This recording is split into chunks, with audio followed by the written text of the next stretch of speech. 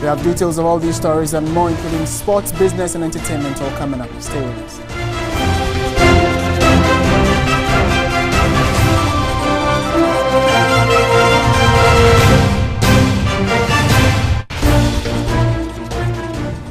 Thank you very much for staying with us. My name is Martin Asiedu-Dartey. The details of our stories now starting from the Central Region, where a Cape Coast District Court has discharged 7 persons accused of Major Maxwell Mahama for the case to be transferred to Accra. This is to allow the CID headquarters, which has already taken over the case, more time for investigations. The 7 appeared in court with their counsel, Judge Bernard Shaw, who did not object to the plea by the prosecution to have the accused persons discharged. Meanwhile, the police have also revealed that 5 out of the 12 persons declared wanted for the murder have also been arrested. They are Bernard Asamoah, also known as Daddy, Bismarck Asamoah, aka Rasta, Sarah Mensah, John Boache, and Kwame Awona.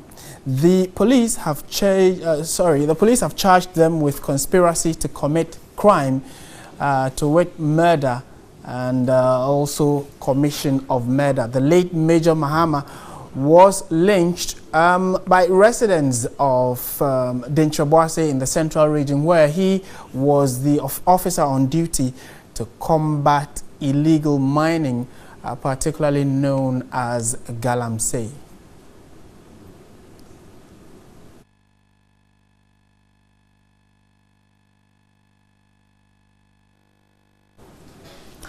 So information we have is that these are what you're seeing on your screens are the suspects in the lynching of Major Mahama, and they went to court today in the Central Region, and the Cape Coast District Court has discharged all 7 persons to be transferred to Accra, indicating that the police CID has taken over the case and they are bringing them to Accra so the CID can take a lot more time to investigate the matter, and then prosecution will continue.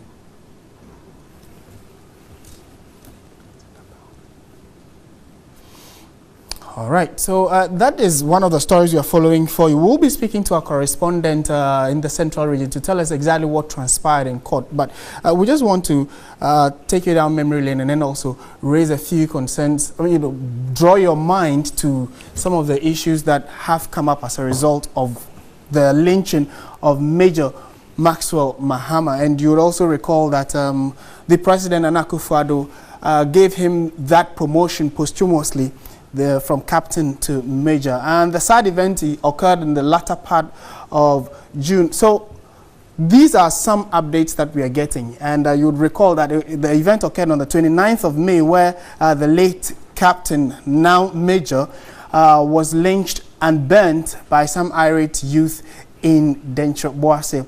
The assemblyman in question, and that's him in your picture also, William Barr, believed to have incited the residents of the area to lynch the late Mahama, and when the issue broke, he subsequently fled and later reported himself after he was declared wanted. So he was declared wanted by the Upper Dentra West District Security Council at a meeting where the security situation, according to the officials there, had reached an alarming proportion. So he was invited or declared wanted, and he reported himself about a day after. So that is May 31, William Barr reported himself to the police. He was one of 7 suspects who were remanded by the Cape Coast Circuit Court on the 7th of June. And he actually is the one that we are told is leading the charge of persons who are seen as a suspect in the murder of Captain Mahama. So they are all being transferred to Accra for the CID to take over the case for further investigation. So we'll keep you posted on any other developments that come out as a result of this. This is still Midday Live on TV3. Let's turn our attention to some other developing stories now. So we shift to the court, where the Ghana Journalists Association has condemned the magistrate in the Daniel Asiedu murder trial for sending journalists assigned to cover the court proceedings out of court. Now, a statement issued and signed by the GJA stated that the association has painstakingly investigated the report, and which indicated that the court magistrate, that is Eric in Samoa, on Thursday, June 15, 2017, he asked some journalists who were there to cover the J.B. Dankwa murder trial and concluded that the magistrate overreacted and showed gross disrespect to the press corps in open court. In the course of the investigations, the GJA spoke to the magistrate that the reporters on the beat, as well as sources within the judicial service. According to the magistrate, she indicated or only ordered a cameraman who was allegedly taking shots within the court, that he was taking those shots without permission the court entrance to leave the premises, and that she never issued a blanket quit order to all the reporters. Her account was sharply contradicted by the reporters who quoted the magistrate as saying, quote, "I don't want any journalist in my court," unquote. The GJA considers this action indiscreet, comprehensible, and an affront to media freedom. The J.B. Dankwa trial, you know, is of a huge national interest and international interest as well, given the tragic circumstance under which the young member of parliament was killed. To deny journalists access to the open court is to deprive the public in general, and the bereaved family in particular, the sovereign right to be informed about the proceedings to dispense justice in the case. All right, so we've been joined by the president of the Ghana Journalists Association, Mr. Afil Moni. He's joined us in studio to help us put some of these issues in better perspective. Good afternoon, sir. Thank you very much for joining us. You're looking real sharp. Thank you. To start with, we seem to be getting contradictory statements here. First, we were told that the magistrate said she did not order or give a blanket dismissal of the journalists who had gathered there, and that she was talking to just one person. What investigations have you done to, get the veracity of this? Is she right, or are journalists overreacted, or she overreacted, the judge, I mean? We, as the statement indicated, we did investigate the whole issue, and our investigation was predicated on the principle that every story has two or more sides. So after listening to our reporters, we went to the judicial service to speak to the judge or the magistrate at the center of the whole controversy. Okay. And she gave her side of the story, which we reported in the statement. And her side of the story indicated that she only asked the cameraman who was filming the proceedings without permission to leave the court premises, and she was accordingly ordered by the policeman on duty to leave. And then she went, according to her, she could not even identify other reporters in the courtroom, let alone ask all of them to leave. But we went back to our reporters, and they sharply contradicted what the magistrate told us. She said she was emphatic, but she said pointedly that I don't want any journalists in my court. And this was followed by marching orders to all the journalists in the court. And to us, this was and this still remains an affront against the dignity of the journalists, against media freedom. And we thought this howl of rage runs afoul of the powers of the judicial, of the magistrate to conduct. There are reports earlier after the news broke that you sort of sided with the magistrate in an interview with Accra-based Class FM, saying that the magistrate was right in asking the journalists not to take pictures and record the proceedings. How do you juxtapose these two positions? This is a classic example of misreporting. Misreporting. Yes, I did not. What I did say, and I stand by it, was that we have spoken to the magistrate. We had an initial report from our reporters, and we were hesitant to go with what our reporters told us, even though we have every cause to believe them.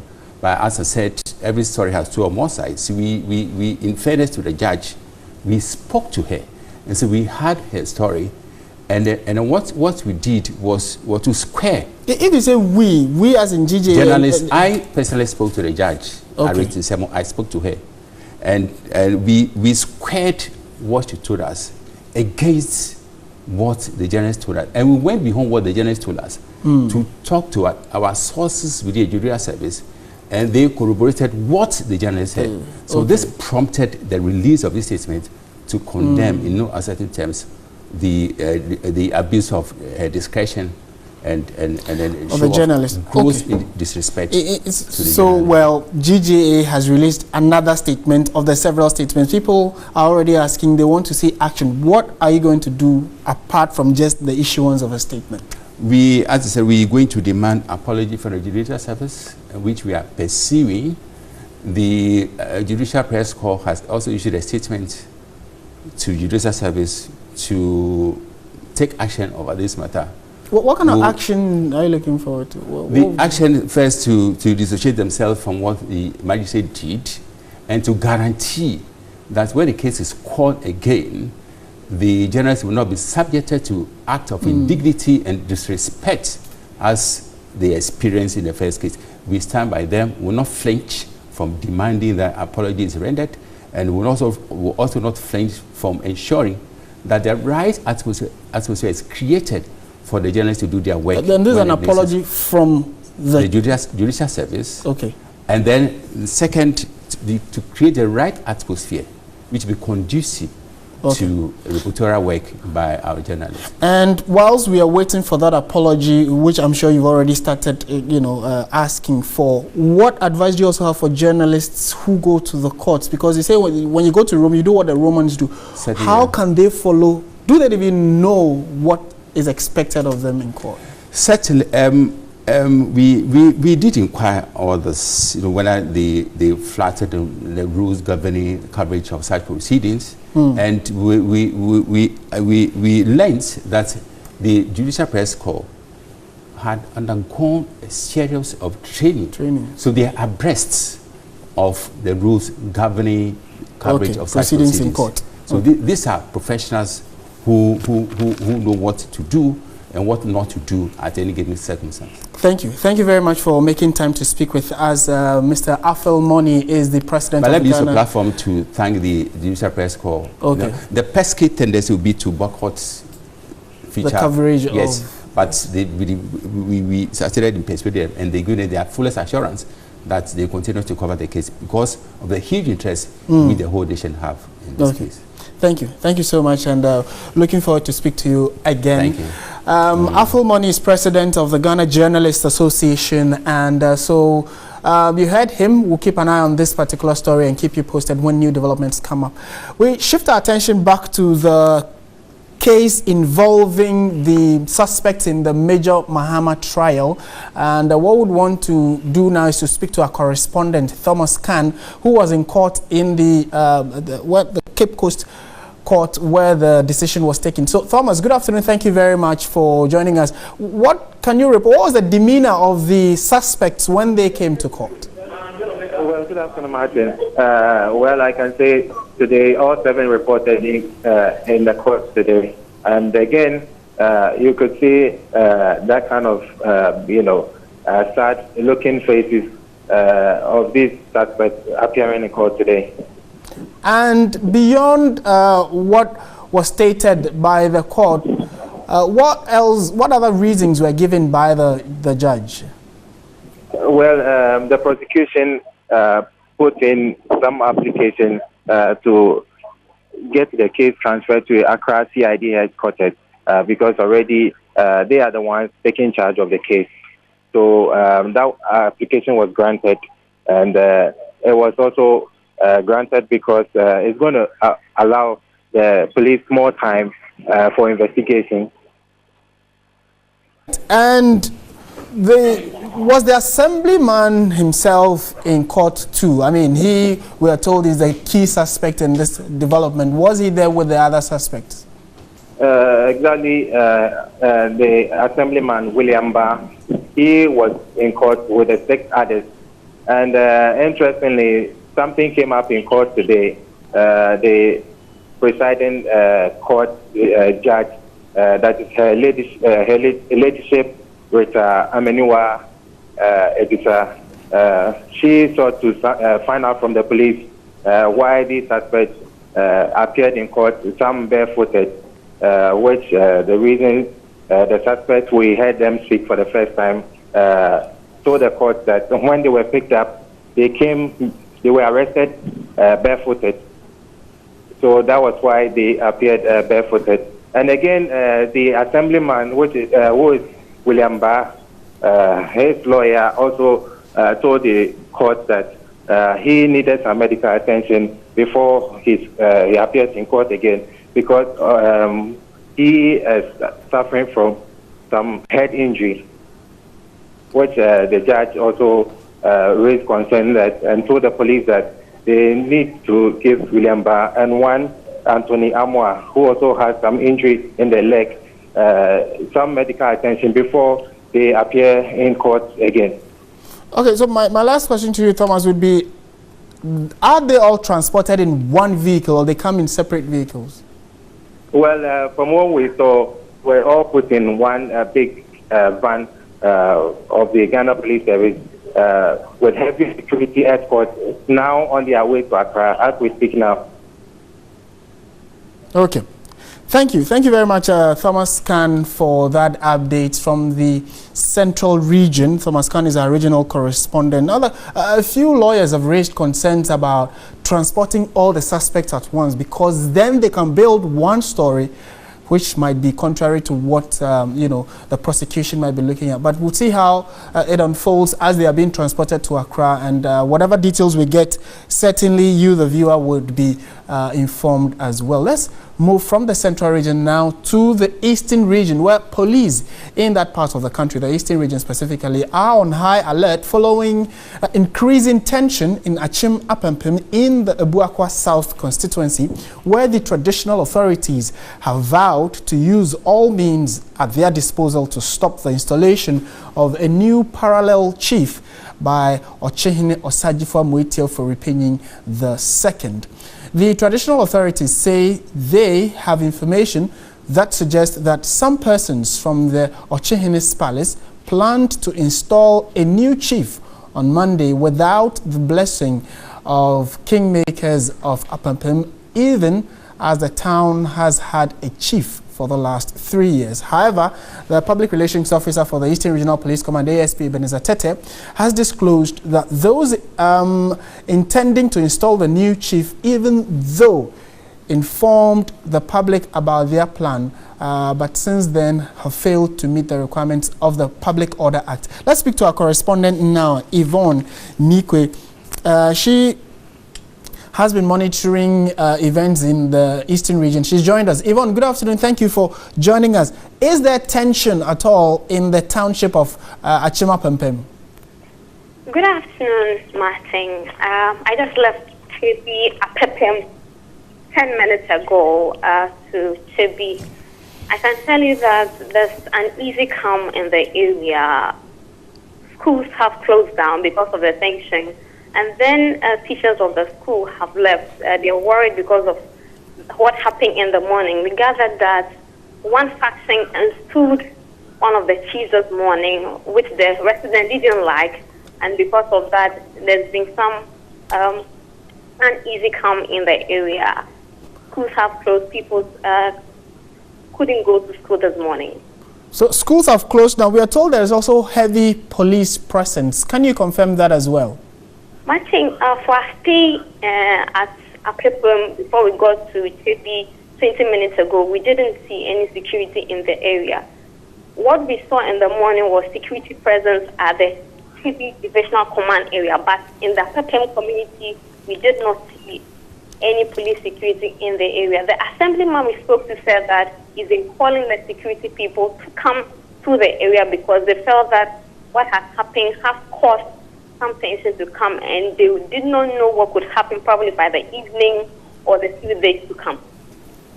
Right, and finally, the chief in question here that they are, from what we are getting, is being forcibly installed against the Public Order Act and against the tradition. Where is he now? What is happening there? Martin, from what we gathered, these are chiefs from two factions. One was supposed to be installed. He was actually installed 3 years ago. But down the line, I saw that traditionally he was installed on an Ohum day, meaning that he flouted the traditional rules. And so that was the issue against him. Then this morning, a new one was installed. And so there's been some confusion as to which order have been breached, whether it was a judiciary committee that has been breached, Chieftaincy Act, or the Public Order Act. We're hoping that by evening would have been clear on exactly what acts have been breached. Okay. Thank you very much, Yvonne Nikwe. She's TV3's Eastern Regional Correspondent with an update of the developments in Achimapepem in the Eastern Region. Let's do hardcore politics now. And the Professor Kwesi Botwe Committee has presented a 455-page report to the National Democratic Congress's party chairman, Kofi Pottefi. The party put together a credible committee, that's how they called it, a credible committee, to tour the country as part of brokering peace and gathering information with regard to what led to the defeat of the party in the 2016 elections. And we are told that they have submitted the report to the leadership of the party. And I would want to speak to our correspondent, Pakwesi Asari, who has been there and has joined us live. Pakwesi, take it away. What was happening? There's a lot of soul searching, there's a lot of anger, there was the onset of recriminations. Obviously, that wasn't good for the party. So I think that to the extent that this calmed things down, and to the extent especially that we have produced a report that actually does the job of identifying all the factors, weighing them carefully, categorizing them, synthesizing them, and understanding the real dynamics in each and every one constituency.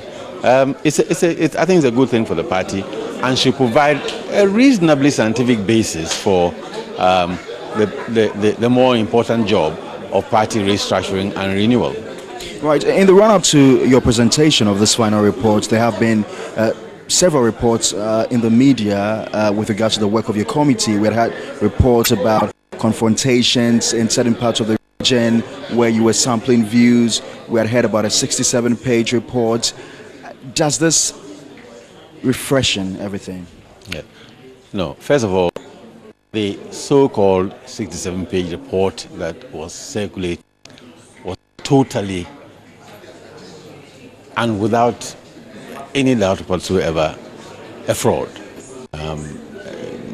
We put out no such report, and we didn't say anything resembling what that so-called 67-page report purported to say. No, it was classic Trump-like fake news.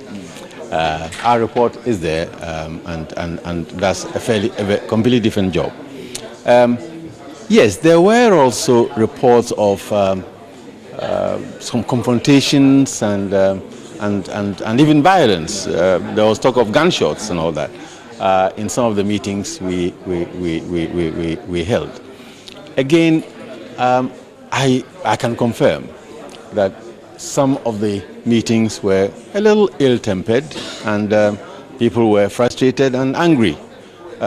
You have to expect that in the situation that we were in. But there was never any gunshots. There was never any gunshot anywhere.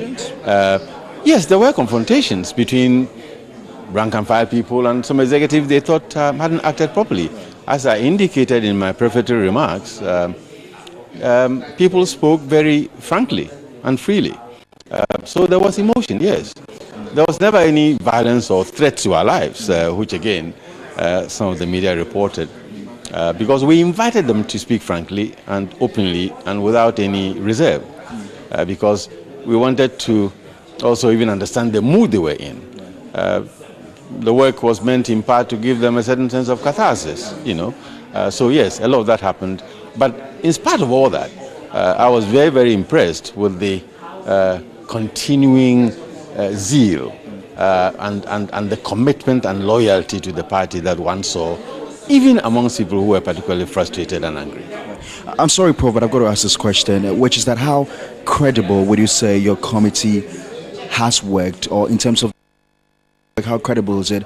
And I ask this because I wonder if in all your tour around the country, if it came up in any of your analysis that indeed one person or the other, be it the flag bearer or the vice president, was keen to the defeat of the party, would you be able to put that in the reports?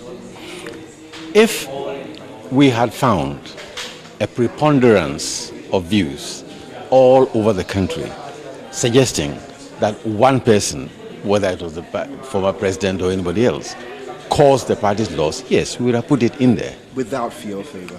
Absolutely. We would have put it in there. We were commissioned to do an honest job. So if we had found that and heard that with a predominant ring throughout the country, we would have said it. We would have added, of course, if that had happened, you know, in social science and political analysis, you know, you don't put your finger on one thing unless you're absolutely certain that nothing else worked, okay? But short answer to your question is that if we had heard this, you know, throughout the country, nothing would have stopped that from saying so. Right. I've got two final questions for you, and the first one is... All right, so that is Professor Kwesi Bocho in that exclusive interview with TV3's Kwesi Asari. What we will do is that we will grab that report, 455 pages, analyze line by line, chapter by chapter, and give you details when we do lay our hands on it. This is still Midday Live on TV3. We'll be back with more. Stay with us.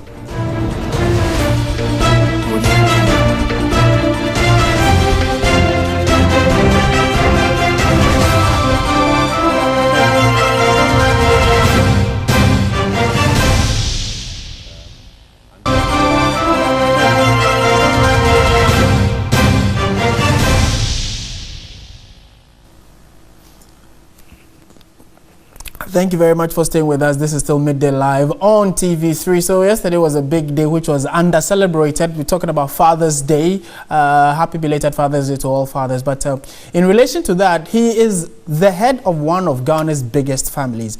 At 80 years, he has 12 wives and over 100 children. As Ghana joins, we joined the rest of the world as on yesterday to celebrate the World Father's Day. Portia Gabo caught up with Togbi Asilenu at Amankrum in the Eastern region, who says he will not exchange fatherhood for anything else in the world. Meet Togbi Kofi Asilenu and his entire family. Biologically, Togbi Asilenu has 100 children and still counting. 1, 2, 3. Save your breath. You may lose count because even his children believe they may be more than 100. Everyone in the village of Amakrom knows Togbi Asilenu because he has a unique family. He prides himself in being a father and tells me he won't give up having children even until his last breath. In fact, we were plenty. We were almost 100 or something. And plenty wives and kind of children. So we are here without any problem. He has over 100 children. What number are you? I can't remember. His youngest child is around 1 year and the oldest over 40 years. With over 100 children, does he know all by name? I put the test to him. Ablavi Ashilenu, Yauga Ashilenu, Anga Ahosu Ashilenu, Sojiri Ashilenu. Boy. I was told he even at a point mistakenly proposed marriage to his daughter. Oh yeah. Tell us about that. Oh, when I met the lady, and he said love. Later on, the lady said it's a daughter to him. So he said his eyes worrying him. That's why that thing happened. I'm sure you people laughed over it. Yeah, we laugh a lot. One of his wives, Nayume Asilenu, told me the entire family gets along well as theirs is based on mutual respect. His first wife, although unhappy with his adventures and exploits with other women, says she treats his children like hers. Despite several complaints, he still went ahead and added more women. We all live together in peace with our children. Todbi Asilenu tells me he has not stopped looking for a new wife. He believes in multiplying to fill the earth.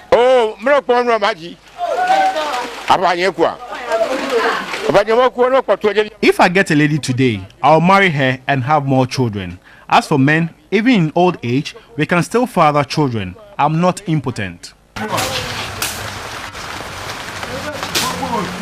He's a farmer and processes cassava into dough, a business which he has employed some of his wives and children. Despite being a large family and having over 100 children, he has succeeded in educating them. It helped me from infancy up to SS level before I joined police service. So he also tried a little bit for me. I wish you a Father's Day. Thank you for taking care of me. Todbi Asilenu and his family had a message for all fathers. Happy Father's Day! Portia Gabo, TV3. My kind of man. And as a single parent, he cared for his 8 children and 20 grandchildren into responsible adults after the death of his wife. We bring you the story of 74-year-old Daniel Lai as Ghana joins the rest of the world to mark Father's Day, which occurred yesterday. Here's a report by Sarah Paco. Celebrated worldwide to recognize the contribution of fathers and fathers' figures to the lives of children and society. Across the world, Mother's Day is celebrated with more enthusiasm than that of Father's Day. A 2011 census on street children carried out by the Department of Social Welfare in the Greater Accra region showed that over 61,492 children were on the streets due to several factors, including irresponsible parenting. However, it is widely perceived that irresponsible fathers are the major cause. 74-year-old Daniel Lai feels proud to have given his 8 children and 20 grandchildren the best of life. He shares with us some sacrifices he made for the sake of his children. I'm in school. I prioritize their education. I go to the school anytime they are late in coming home. He describes men who abandon their children as wicked. It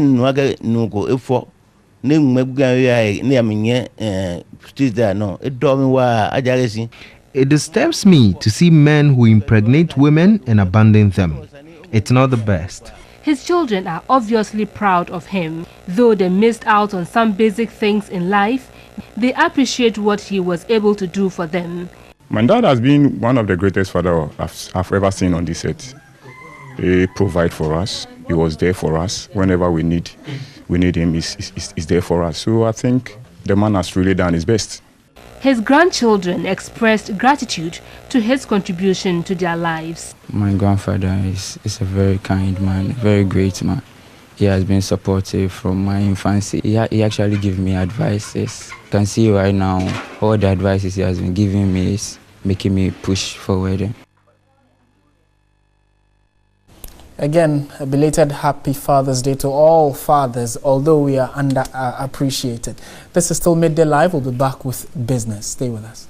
The business segment is brought to you by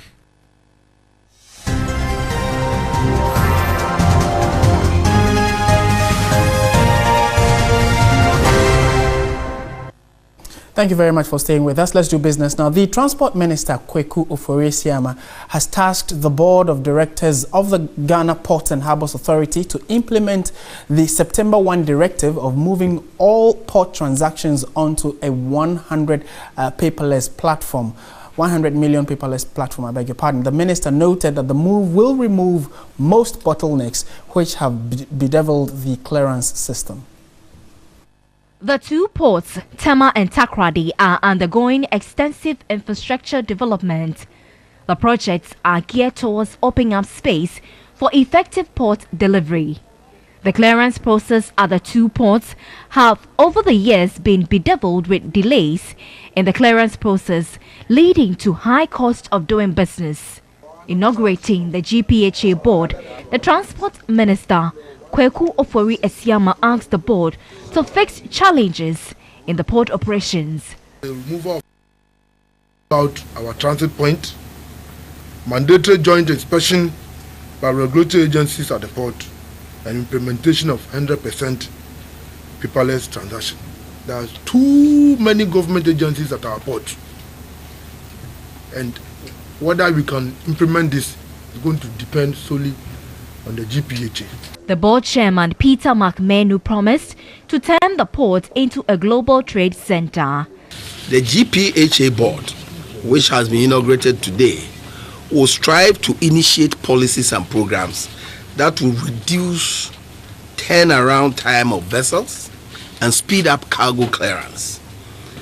A culture of paperless system at the ports in sync with the Vice President's policy directives. Still at the ministry, a new board for the Metro Mass Transit Transport Company was also inaugurated.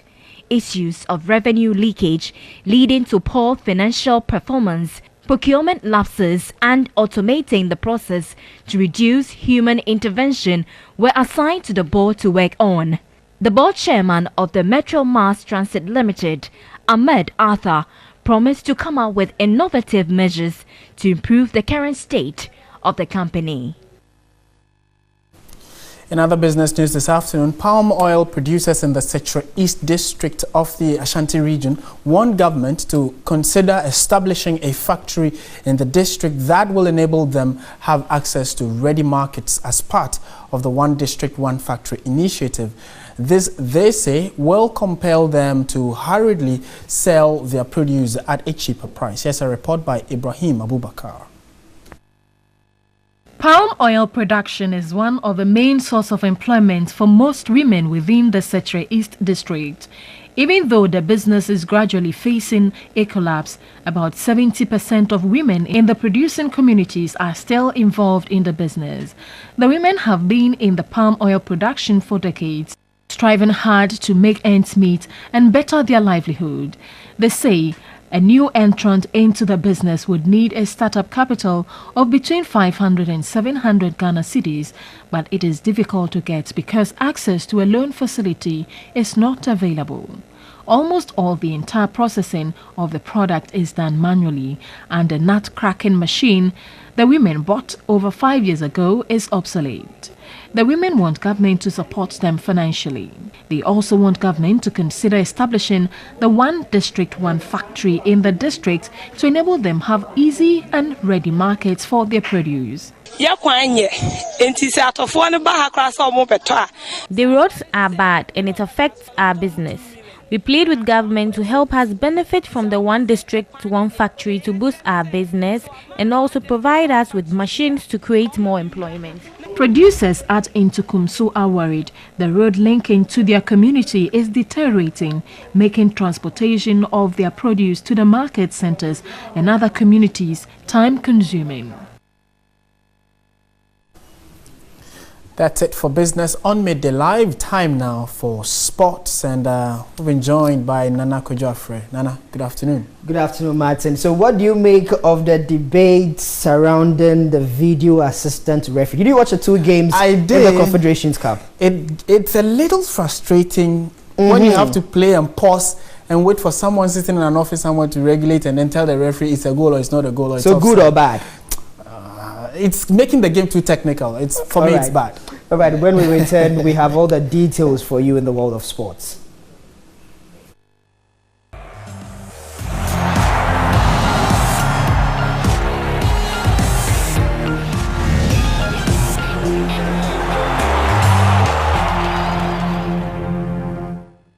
Details now of the sports update with me, Nana Kojuafe. 3 English clubs have asked the Ghana Football Association not to include their players in the squad for the upcoming friendlies against Mexico and the USA. West Ham United, Leicester City and Swansea City have asked the Ghana Football Association not to travel with Andre Ayew, Daniel Amate and Jordan Ayew respectively for the matches scheduled for June 28 and July 1.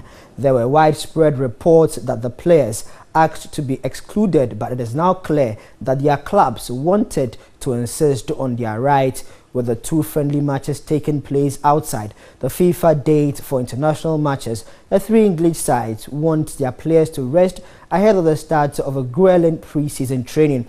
According to GFA Communications Director Ibrahim Sani Dara, they have received letters from the clubs of Andre Ayew, Jordan Ayew and Daniel Amate asking them to exclude them from the friendlies against Mexico and USA. The trio are key to the Black Star squad as they all played part in Ghana's 5-0 thumping of Ethiopia in the 2019 Africa Cup of Nations qualifier last week.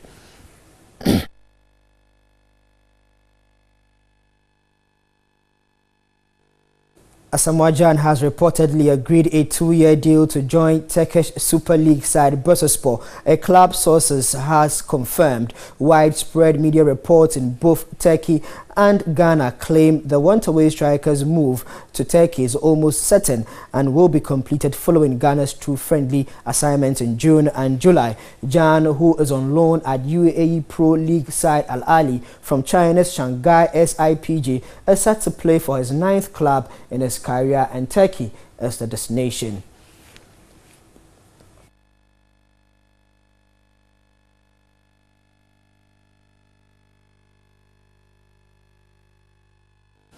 Just to confirm for you all the results from the MTN FA Cup games and the lineup for the teams through to the quarterfinal, and you can see on your screen some key games that happened in the round of 16. Berekum Chelsea beating Bechem United by 4-0. Kumasi Asante Kotoko are also through after beating Wasaman 1-0. So is Accra Hearts-Folk, who beat Young Wise by 1-0. Amidas Professional beat the league.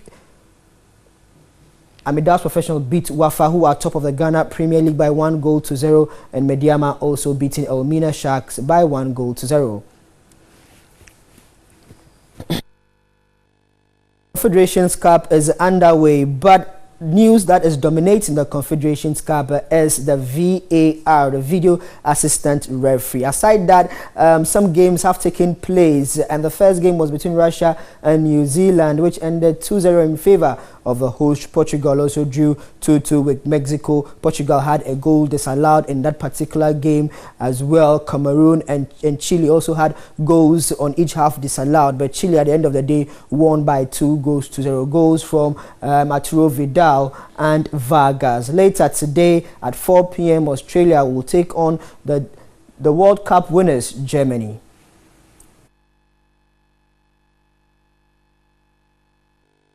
Time now to bring you all the transfers happening in the world of sports.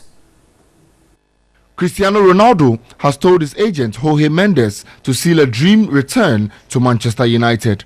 Manchester United will offer Spain goalkeeper David De Gea and £183 million in exchange for Portugal forward Ronaldo and his Real Madrid teammate Alvaro Morata, the 24-year-old Spain striker. If De Gea goes to Madrid, then United could move for AC Milan Italy goalkeeper Gianluigi Donnarumma, who is 18 years old, as a replacement. Chelsea are to increase their efforts to sign Juventus Brazil left-back Alexandro and Monaco's France midfielder Tiemoué Bakayoko. Italy midfielder Marco Verratti wants to leave Paris Saint-Germain for Barcelona. Liverpool remain in talks with Roma over winger Mohamed Salah, but will not pay more than £35 million for the Egypt international, which falls short of the Serie A club's valuation. Manchester City are also interested in signing Dani Alves from Juventus, according to reports. City have held initial talks about a move for the Brazil right-back, but are yet to reach an agreement with either the player or Juventus. Let's do some tennis news before we wrap up. And world number 1 Angelique Kerber has suffered a pre-Wimbledon injury scare, pulling out of this week's Aegon Classic due to a recurrence of a hamstring problem. World number 1 Angelique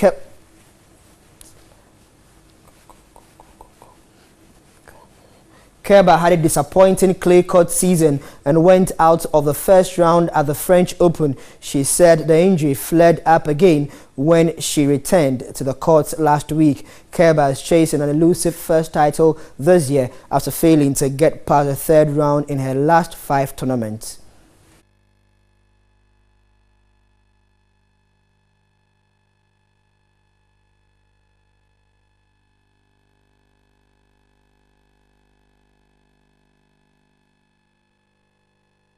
And that's all the sports here on Midday Live. My name is Nana Kodrafre. Martin, £183 million plus the here. Do you want to trade that? No.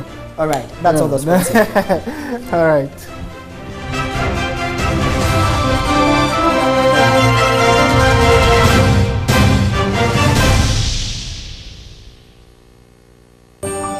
To every story, there's a deeper meaning, a host of angles, which, when reported with the highest ethics of journalism, bring out the perspectives that matters most to you.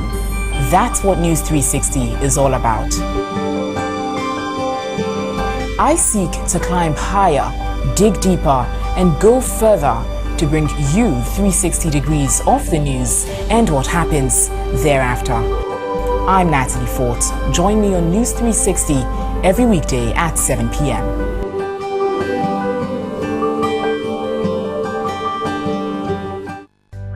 Log on to www.3news.com for more news and updates of our major stories. Join us on Facebook 3newsgh for live streaming and comments on our page. Like and follow us on Twitter at 3newsgh and at 3sportsgh. Like our pictures on Instagram, TV3 Network. If you missed our live shows, watch a playback on YouTube, TV3GH. TV3, first in news, best in entertainment.